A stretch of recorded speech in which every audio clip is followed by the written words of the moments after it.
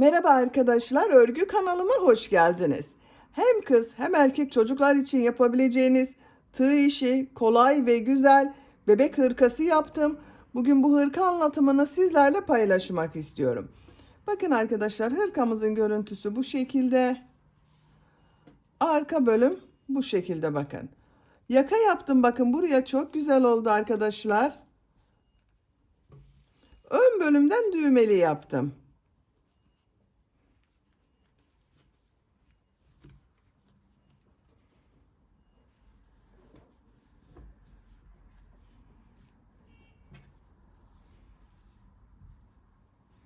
Trabzanlardan oluşan bir hırka arkadaşlar bu.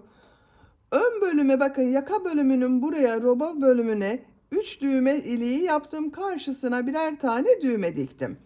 Siz tercihinize göre bu 3 düğme yerine 5, 6, 7 düğmeli yapabilirsiniz. Ben 3 düğme kullanmayı tercih ettim. Hırka örgüsüne yakadan zincir yaparak başlıyoruz. Ben bugün bu hırka anlatımını 1-2 yaş ölçüde anlatıyorum. Siz bu hırkayı yeni doğan bebek için yapabilirsiniz. 4-5 yaş, her yaş çocuklarınıza yapabilirsiniz. Yeni doğan bebek için yapmak istiyorsanız zincir sayısını 8 zincir eksik başlayabilirsiniz. Ön bölümleri birer trabzan, kol ve arka bölümü ikişer trabzan eksik yaparsınız. Bu arttırma sırasını benim yaptığımdan 2 sıra eksik yaparsanız yeni doğan bebeğiniz için olur. Zincir sayısını benimle aynı sayıda başlayıp bu arttırma sırasını benim yaptığımdan 2 sıra eksik yaparsanız 3 aylık bebeğiniz için olur. Yine zincir sayısını benimle aynı sayıda başlayıp bu yakada yaptığım arttırma sırasını 1 sıra eksik yaparsanız 6-12 aylık bebeğiniz için olur. 2-3 yaş için yapmak istiyorsanız 8 zincir fazla başlayabilirsiniz. Ön bölümleri birer trabzan, kol ve arka bölümü ikişer trabzan fazla yaparsınız. Bu arttırma sırasını da benim yaptığımdan bir sıra fazla yaparsanız 2-3 yaş arası çocuklarınız için olur. Bu hırka örgüsünde iplik olarak bakın benekli iplik kullandım arkadaşlar. Kendisinden benekli bir iplik. Bu ipliği kullandım. Bu iplikten bir adet iplik kullandım. 100 gram iplikten bir adet iplik kullandım. Mavi renkli iplik olarak da 50 gram iplik kullandım arkadaşlar. Siz tercihinize göre bu hırka örgüsünde her marka iplik ve renkleri kullanarak yapabilirsiniz. Bu hırkayı tek renkli yapabilirsiniz veya daha fazla renk kullanabilirsiniz arkadaşlar. Tığ olarak 5 numara 3 milimetre tığ kullandım. Benim elim çok sıkı değil. Yaptığım örgüler bakın yumuşak oluyor. Sizin eliniz sıkıysa 3,5-4 milimetre tığ kullanırsanız çok daha güzel olur arkadaşlar. Ölçülerini videonun sonunda ölçüyorum. Oraya bakabilirsiniz. İplik tığ hazırlayalım. Hep birlikte bu kolay ve güzel tığ işi hırka örgüsüne başlayalım. Örgü kanalıma abone değilseniz abone olmayı unutmayın lütfen. İzlediğiniz videolarıma beğeni ve yorumlarınızı da yaparsanız çok sevinirim arkadaşlar. Sizlerden gelen beğeni ve yorumlar örgü kanalımın devamlılığı için çok önemli. Hepinize kolay gelsin. İyi çalışmalar.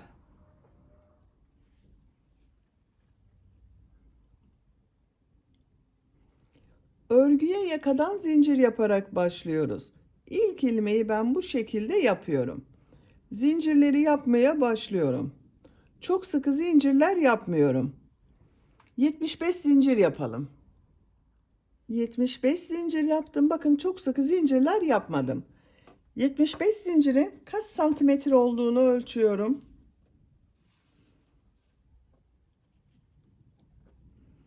32 santimetre zincir uzunluğu var arkadaşlar. Elimin sıklığına göre 32 santimetre için 75 zincir yaptım. Sizin elinizin sıklığına göre daha fazla veya daha az zincir yapmanız gerekebilir. Bu sırada trabzanlar yapacağız. Trabzan yaparken yaka ayrımında yapacağız arkadaşlar. Tığ üzerine iplik alıyorum. 3 ilmek atlıyorum. 1, 2, 3. Dördüncü ilmeğe trabzan yapıyorum. Bu 3 ilmek atladığımda bir trabzan oluyor. 10 trabzan yapıyorum. Bakın bu 3 ilmek atladığımla birlikte 10 trabzan. 1, 2, 3, 4, 5, 6, 7, 8, 9, 10. 10 trabzan yaptım. Arttırma yeri için 2 zincir yapıyorum. 16 trabzan yapıyorum. Kol bölümü için 16 trabzan yapıyorum. 16 trabzanı yapalım. Kol bölümü için 16 trabzan yaptım. Arttırma yeri için 2 zincir yapıyorum. 20 trabzan yapıyorum.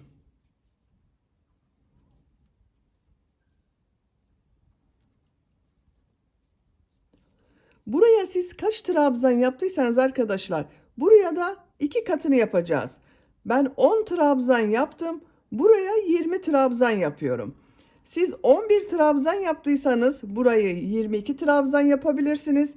9 trabzan yaptıysanız burayı 18 trabzan yapabilirsiniz. 20 trabzanı tamamlayalım. 20 trabzan yaptım.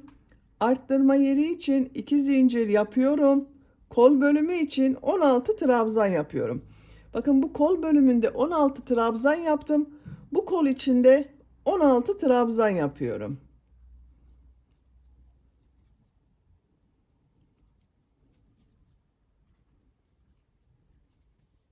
...16 trabzanı yapalım. Kol bölümüne 16 trabzan yaptım. Arttırma yeri için 2 zincir yapıyorum. Buraya 10 trabzan yapıyorum.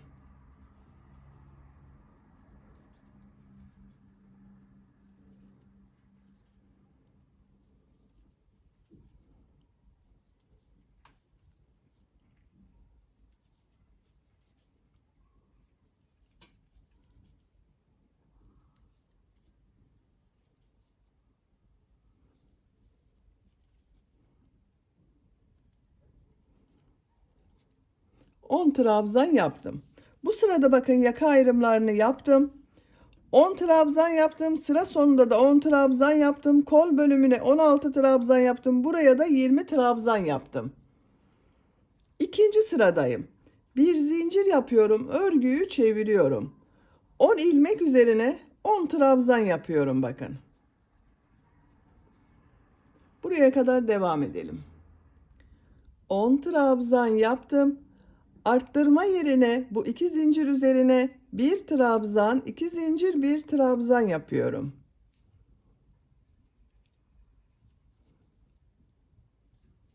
Kol bölümüne 16 trabzan yapıyorum.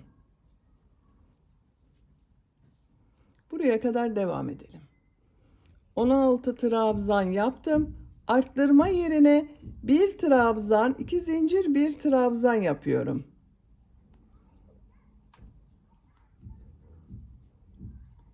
...20 trabzan yapıyorum.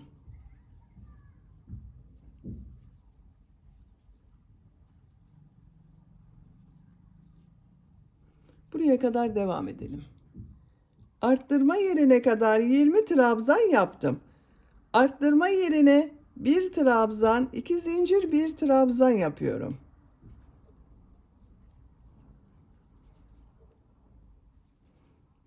Diğer ilmeklere trabzan yapıyorum. 16 trabzan yapıyorum. Buraya kadar devam edelim. Arttırma yerine kadar 16 trabzan yaptım. Arttırma yerine 1 trabzan, 2 zincir, 1 trabzan yapıyorum. Diğer ilmeklere trabzan yapıyorum.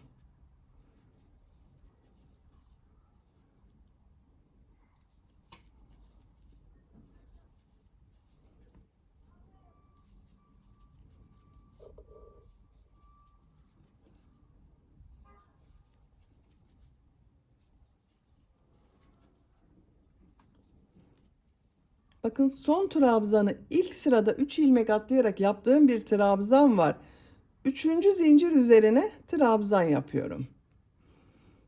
Bakın burada bir arttırma yaptım. 2, 4, 6, 8, 10, 11 trabzan oldu arkadaşlar. Kol bölümünde bakın bir burada arttırma yaptım. 18 trabzan oldu. Burada da bir burada arttırma yaptım. 22 trabzan oldu.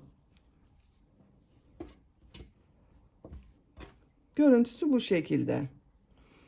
Bir zincir yapıyorum. Örgüyü çeviriyorum.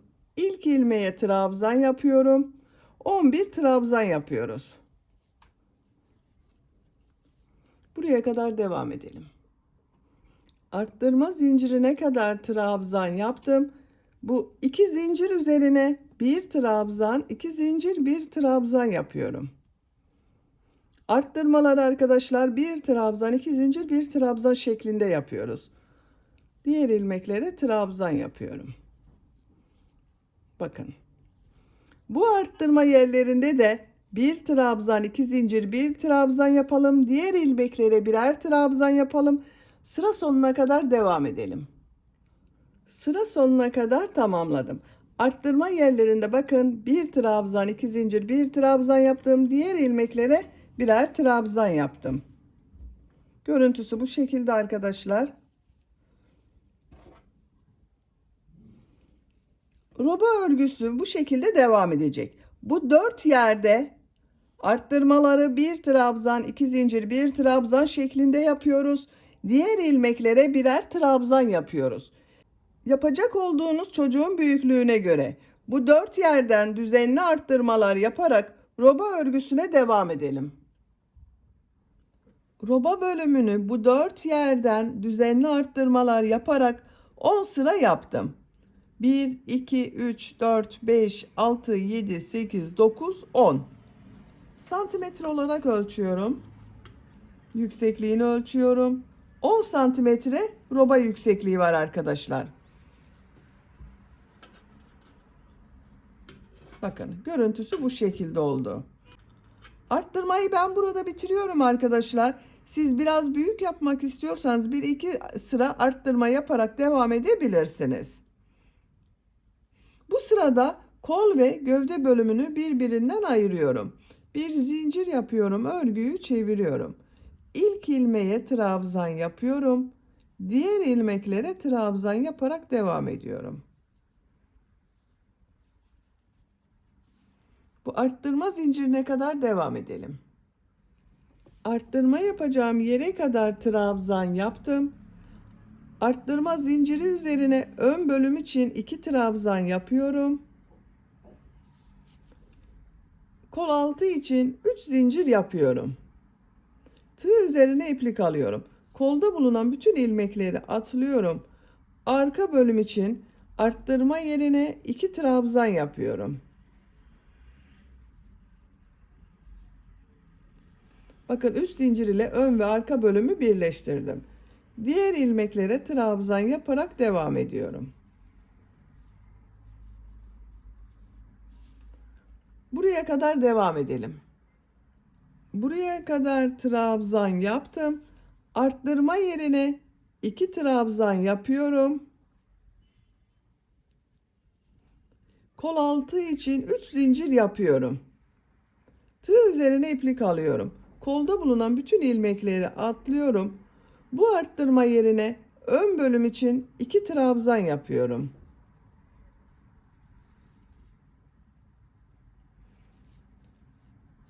İlmekler üzerine trabzan yaparak devam ediyorum. Sıra sonuna kadar devam edelim. Sıra sonuna kadar tamamladım. Bu sırada kolları gövde bölümünden ayırdım arkadaşlar. Bakın ön ve arka bölümü kol altında üçer zincir ile birleştirdim.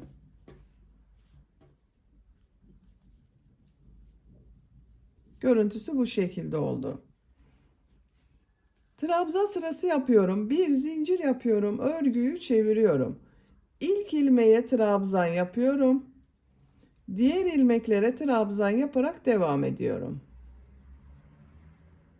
Kol altında yaptığımız zincire kadar devam edelim. Zincire kadar trabzan yaptım. Bakın kol altında 3 zincir yaptım. Bu zincirler üzerine ikişer trabzan yapıyorum. Aynı ilmek içine 2 trabzan yapıyorum.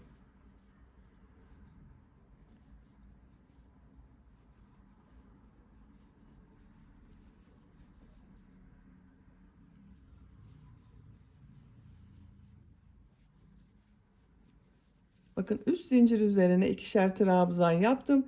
Diğer ilmeklere trabzan yaparak devam ediyorum. Buraya kadar devam edelim. Diğer kol altına kadar bakın trabzanlar yaptım. Burada da bu üst zincir üzerine ikişer trabzan yapıyorum yine.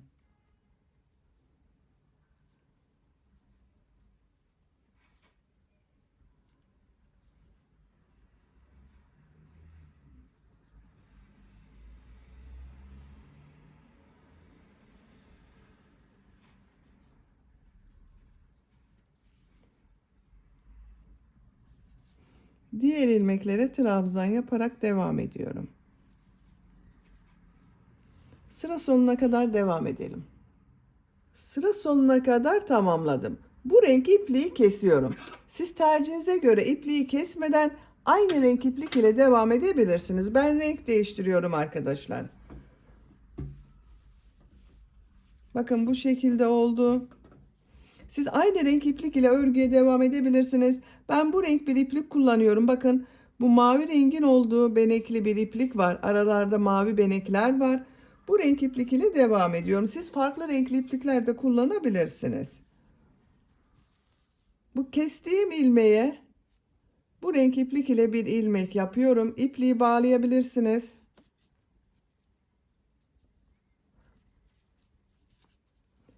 İlk ilmeğe trabzan yapıyorum. Trabzan sırası yapıyorum. Her ilmek üzerine bir trabzan yapıyorum.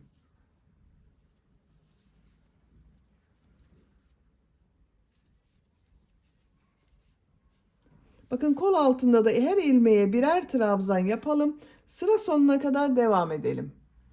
Sıra sonuna kadar trabzan yaptım. Bir zincir yapıyorum. Örgüyü çeviriyorum. Trabzan sırası yapıyorum.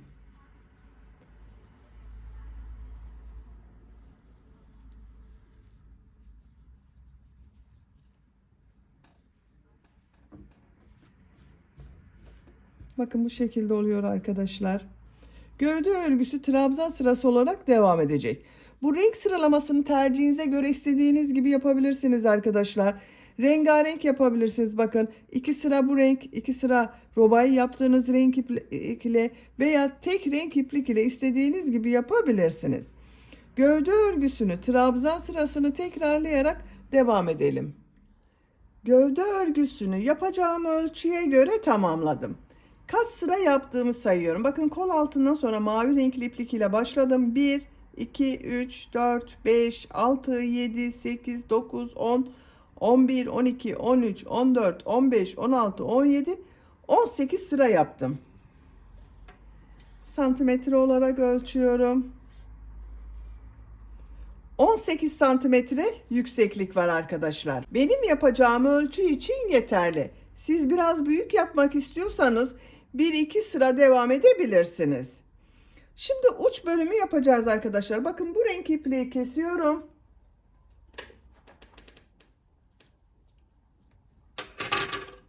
Mavi renkli iplik ile devam ediyorum.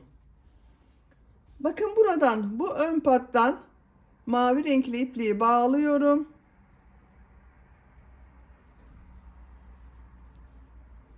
Buradan ilmek yapıyorum. 2 zincir yapıyorum. Tığ üzerine iplik alıyorum.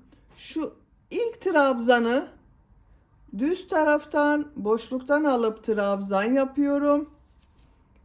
Bu trabzanı ters taraftan bakın şu şekilde trabzan yapıyorum. Düz taraftan trabzan yapıyorum. Bir düz bir ters trabzan yapıyoruz. Bakın şu şekilde yapıyorum.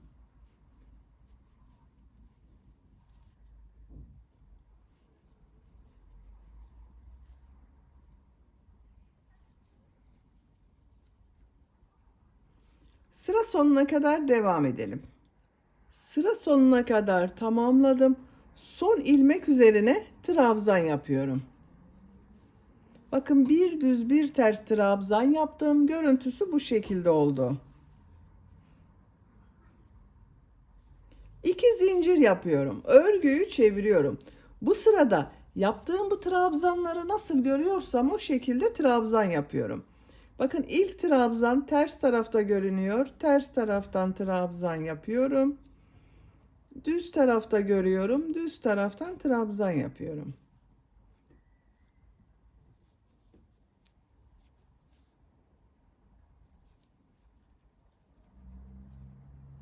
Sıra sonuna kadar devam edelim. Sıra sonuna kadar tamamladım. Son trabzanı bakın şu şekilde yapıyorum.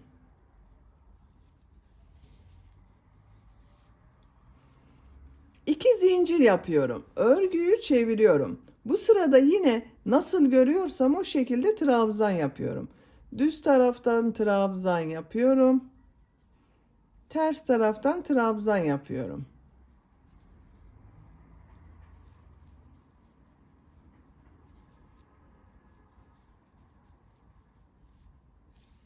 Sıra sonuna kadar devam edelim. Sıra sonuna kadar tamamladım. 3 sıra bir düz bir ters trabzan yaptım arkadaşlar. Burada bitiriyorum. Siz tercihinize göre bir sıra daha bir düz bir ters trabzan yapabilirsiniz. Şimdi ön patları yapacağız. Bakın benim iplik burada bitti. Eğer sizin ipliğiniz burada bittiyse ipliği keserek buradan başlayabilirsiniz. Bir sıra sık iğne yapıyorum. Şu ilk ilmeğe sık iğne yapıyorum. Sık iğneler yapıyorum. Her trabzan sırasına bir sık iğne yapabilirsiniz veya 2 sık iğne yapabilirsiniz. Çok sıkı olmasın arkadaşlar. Bakın şu şekilde oluyor. Yaka başlangıcına kadar devam edelim. Yaka başlangıcına kadar sık iğne yaptım. Her trabzan sırasına 2 sık iğne yaptım arkadaşlar. Bakın görüntüsü bu şekilde oldu. Şimdi tekrar sık iğne sırası yapacağız. Bu sık iğne sırasını yaparken yaka bölümünün buraya ben 3 düğme iliği yapmak istiyorum. O düğme iliklerinin yerlerini işaret yapalım. İlk düğme iliğini bu yaka başlangıcına, bir diğerini bakın bu mavi renkli ipliği bitirdim, sıraya yapıyorum. Üçüncü düğme iliğini ikisinin ortası arkadaşlar. Bakın şu şekilde yaptım. Şuraya üçüncü düğme iliğini yapacağız.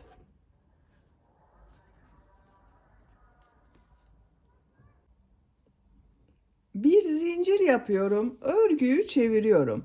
İlk ilmeğe sık iğne yapıyorum. Düğme iliği için 3 zincir yapıyorum. 2 ilmek atlıyorum. Sık iğne yapıyorum. Bu düğme iliğine kadar sık iğne yapacağız arkadaşlar. Kaç sık iğne yaptığımı sayıyorum. Bakın 1 2 3 4 5 6 7 8 9 10 sık iğne yaptım. Bakın işaret yaptığım yere geldim. Düğme iliği için 3 zincir yapıyorum.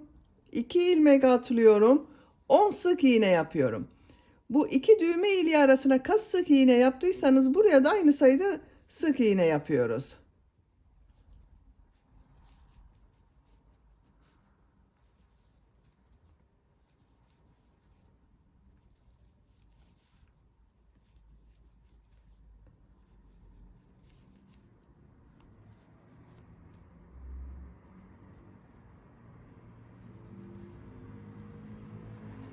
On sık iğne yaptım bakın buraya. Düğme iliği için 3 zincir yapıyorum. 2 ilmek atlıyorum. Sık iğne yapıyorum. Diğer ilmeklere sık iğne yaparak devam ediyorum. 3 düğme iliğinin yerlerini belirledik. Bakın bu şekilde oldu. Sıra sonuna kadar sık iğne yapalım.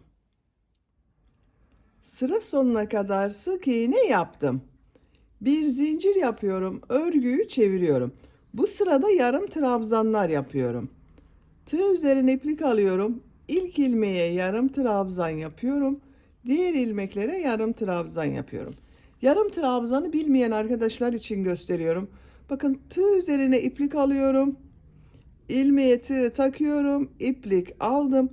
Tığ üzerinde 3 ilmek var. Üçünün içinden bir defa da çekiyorum. Yarım trabzan oluşuyor.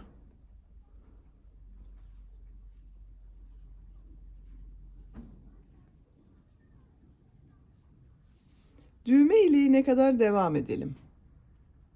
Düğme iliğine kadar yarım trabzan yaptım. Düğme iliği için bakın buraya 2 ilmek atladım. Üst zincir yaptım. 2 ilmek atladığım için bu üst zincir üzerine 2 yarım trabzan yapıyorum. 10 yarım trabzan yapıyorum.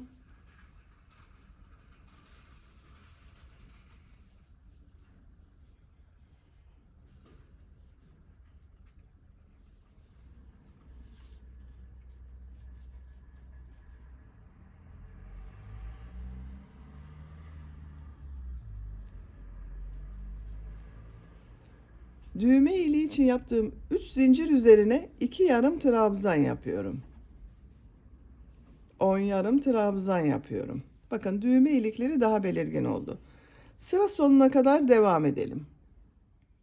Sıra sonuna kadar tamamladım. Bakın bu düğme iliğinin üzerine de 2 yarım trabzan yaptım.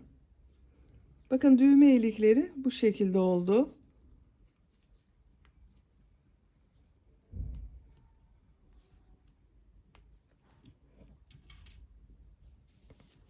Yaka çevresinde sık iğne yaparak devam ediyorum. Bu ilmeğe sık iğne yaptım. Bakın şu şekilde sık iğneler yapıyorum.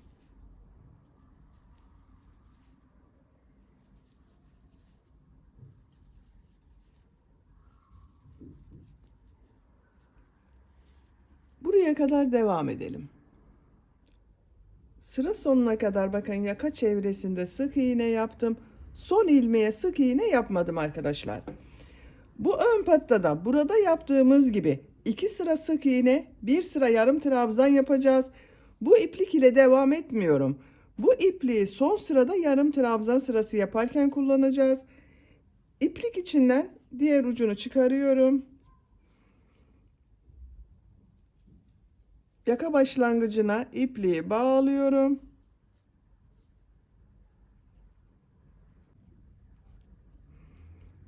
Buradan ilmek yapıyorum. Sık iğne sırası yapıyorum.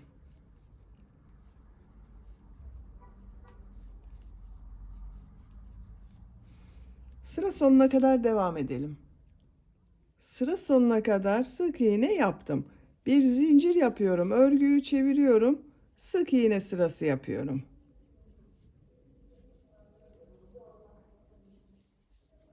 Yaka başlangıcına kadar devam edelim.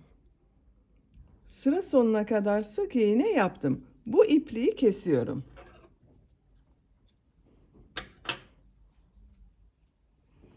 Burada beklettiğim iplik ile devam ediyorum.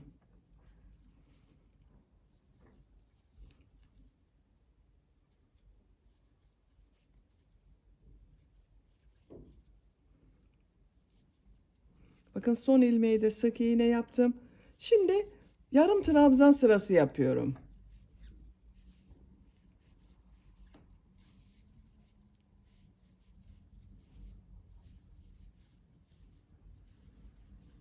Bakın buranın devamı olduğu için düzgün bir görüntü oldu burada arkadaşlar. Sıra sonuna kadar devam edelim. Sıra sonuna kadar yarım trabzan yaptım. İpliği kesiyorum. Bakın bu ön pattada 2 sıra sık iğne, 1 sıra yarım trabzan yaptım. Düğmelerini de diktim arkadaşlar, bakın buraya. Bu ön patta yaptığım 3 düğme iliğinin karşısına bakın 3 tane düğme diktim.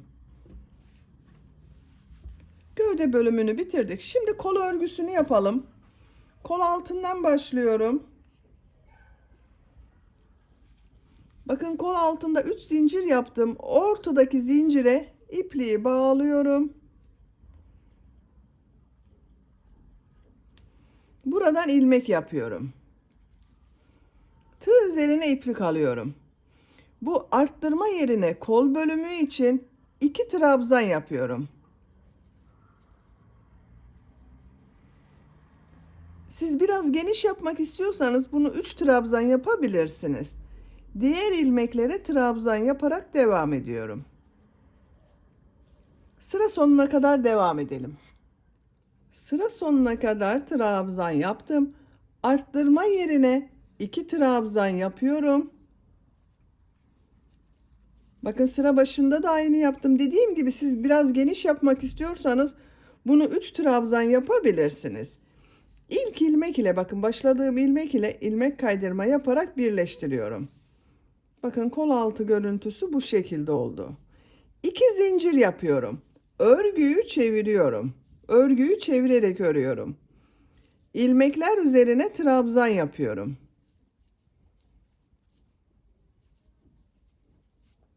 Sıra sonuna kadar devam edelim. Sıra sonuna kadar trabzan yaptım. İlk ilmek ile ilmek kaydırma yaparak birleştiriyorum. Bakın kol örgüsü bu şekilde oldu. Bu renk ipliği kesiyorum.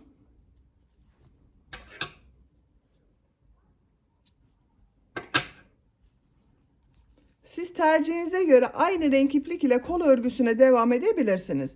Ben gövdeleri yaptığım gibi bu benekli iplik ile devam ediyorum. Aynı renk iplik ile devam ettiğiniz zaman da çok güzel oluyor arkadaşlar. Bu ilmeğe ipliği bağlıyorum. İlmek yapıyorum. Trabzan sırası yapıyorum. 2 zincir yapıyorum. Her ilmek üzerine trabzan yapıyorum.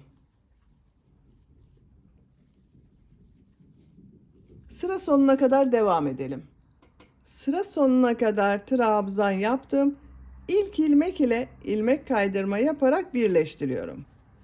Bakın bu renk iplik ile bir sıra trabzan sırası yaptım.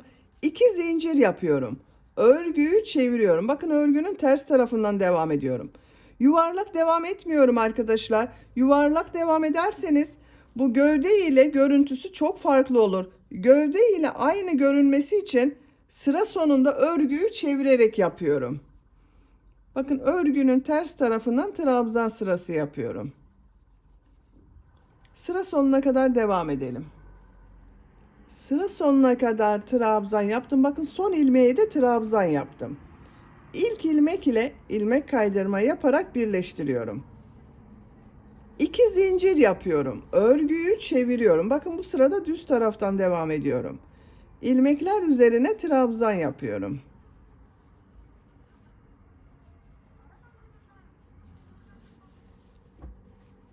Bakın arkadaşlar, kol örgüsü bu şekilde devam edecek. Kol örgüsünü gövde ile aynı sıra yapabilirsiniz veya gövde bölümünden 1-2 sıra eksik yapabilirsiniz. Kolun örgüsüne trabzan sırasını tekrarlayarak devam edelim. Kol örgüsünü gövde bölümünden bir sıra eksik yaptım arkadaşlar. Sayıyorum bakın. Bu renk iplik ile yaptığım sırayı sayıyorum. 2, 4, 6, 8, 10, 12, 14, 16 sıra yaptım. Gövde bölümünde bakın 2, 4, 6, 8, 10, 12, 14, 16, 17 sıra yaptım.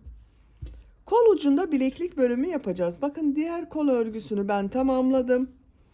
Aynı sırada yaptım. Kol ucunda mavi renkli iplik ile bileklik yaptım.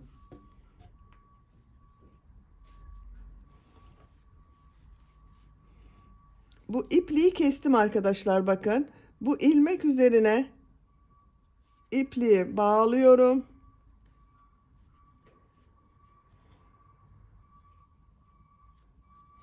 Buradan ilmek yapıyorum. 2 zincir yapıyorum.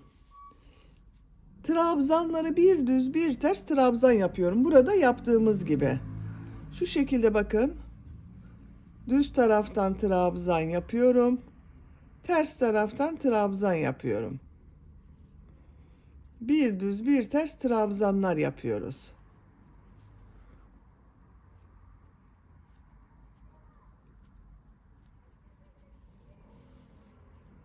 Sıra sonuna kadar devam edelim. Sıra sonuna kadar tamamladım. Son trabzan düz taraftan trabzan yaptım. İlk ilmek ile ilmek kaydırma yaparak birleştiriyorum. Sıra başında yaptığım 2 zincir ters tarafta görünen trabzan oldu. 2 zincir yapıyorum. Bu sırada yaptığım bu trabzanları nasıl görüyorsam o şekilde trabzan yapıyorum. Düz taraftan trabzan yapıyorum. Ters taraftan trabzan yapıyorum.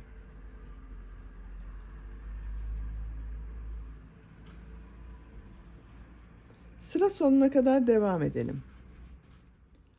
Sıra sonuna kadar tamamladım. İlmek kaydırma yaparak sırayı birleştiriyorum. Bakın 2 sıra yaptım arkadaşlar. Bir sıra daha bir düz bir ters trabzan yapıyorum. 2 zincir yapıyorum. Nasıl görüyorsam o şekilde trabzan yapıyorum.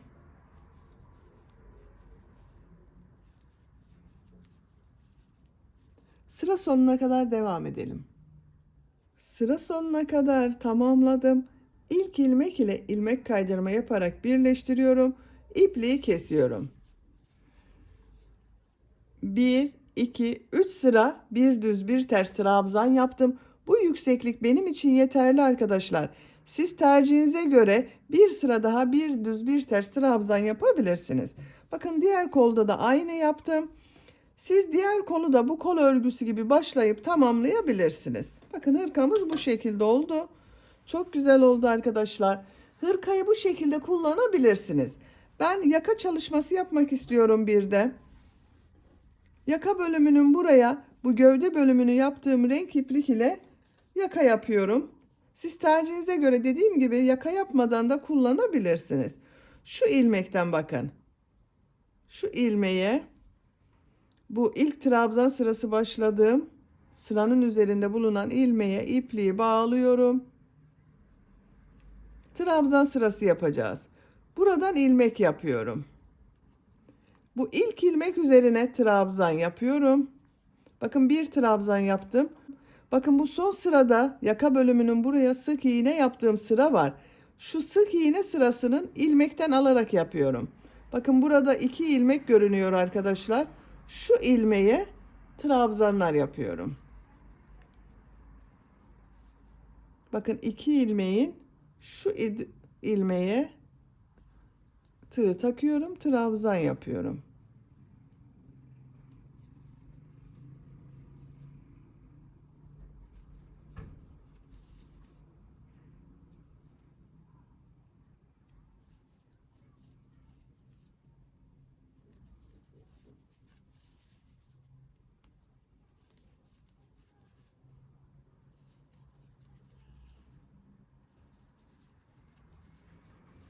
Bakın bu arttırma yaptığım sıraya kadar bu şekilde trabzanlar yaptım. Şu ilmek üzerine 2 trabzan yapıyorum. Yaka bölümünün çekmemesi için bu şekilde yapıyorum. Diğer ilmeklere trabzan yapıyorum. Bakın arkadaşlar yaka bu şekilde görünecek. Bakın bu arttırma yaptığımız yerlerde birer trabzan fazla yapacağız. 2'şer trabzan yapacağız. Diğer ilmeklere birer trabzan yapalım buraya kadar. Ön pat başladığımız şu ilmeğe kadar trabzan yaparak devam edelim. Buraya kadar trabzan yaptım. Bakın arkadaşlar bu yaka bölümünde trabzan başladığım ilmeğe kadar yaptım bakın. Burası ilk trabzandı. Bunun üzerindeki ilmeğe kadar trabzan yaptım. Yaka örgüsünde ilk sırayı tamamladım. Bakın yaka görüntüsü bu şekilde oldu. Bir zincir yapıyorum. Örgüyü çeviriyorum. İlk ilmeğe trabzan yapıyorum. Her ilmek üzerine trabzan yapıyorum. Trabzan sırası yapıyoruz.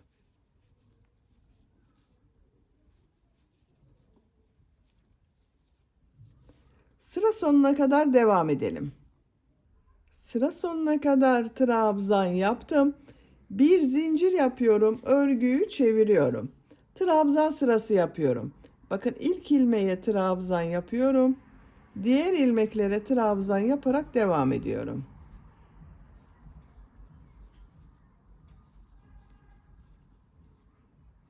Sıra sonuna kadar devam edelim. Sıra sonuna kadar trabzan yaptım. Son ilmeğe de trabzan yaptım. 3 sıra yaptım arkadaşlar yakayı. Son sırayı yapıyorum. 4. sırada bitiriyorum. Bakın görüntüsü bu şekilde. Bir zincir yapıyorum. Örgüyü çeviriyorum. Son sırayı yapıyorum. Bakın bu sırada bu ilk ilmeğe trabzan yapmıyorum. Bir ilmek atlıyorum. İkinci ilmeğe trabzan yapıyorum. Diğer ilmeklere trabzan yaparak devam ediyorum.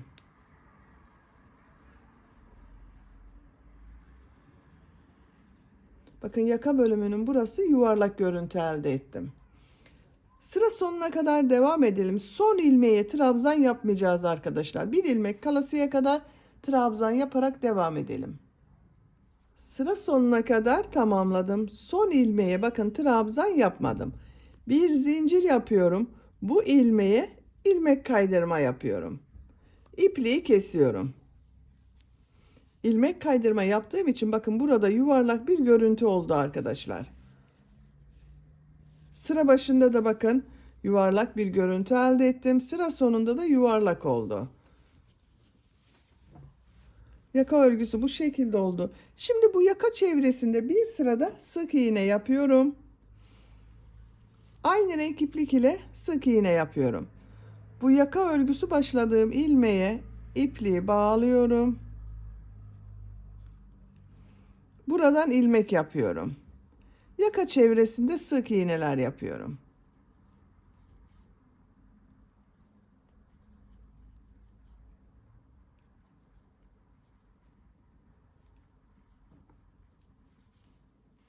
Sıra sonuna kadar sık iğne yaparak devam edelim. Sıra sonuna kadar sık iğne yaptım. Şu ilmek ile ilmek kaydırma yapıyorum. İpliği kesiyorum.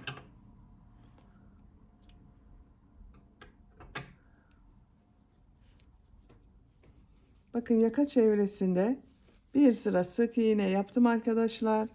Görüntüsü bu şekilde oldu. Şu ipliği de yaka örgüsünün ters tarafından ilmekler arasında çekiyorum bakın.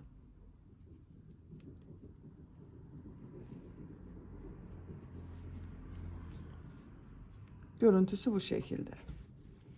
Böylece hırka örgüsünü bitirdim. Bakın yaka bölümü de çok güzel oldu.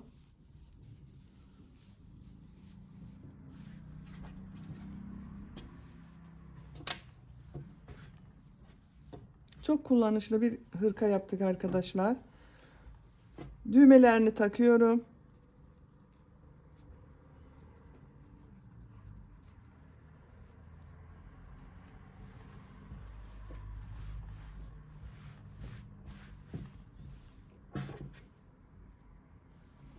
Bitmiş olarak ölçülerini söylüyorum.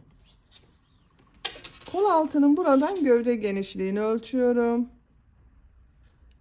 27 santimetre. Kol altından gövde yüksekliğini ölçüyorum.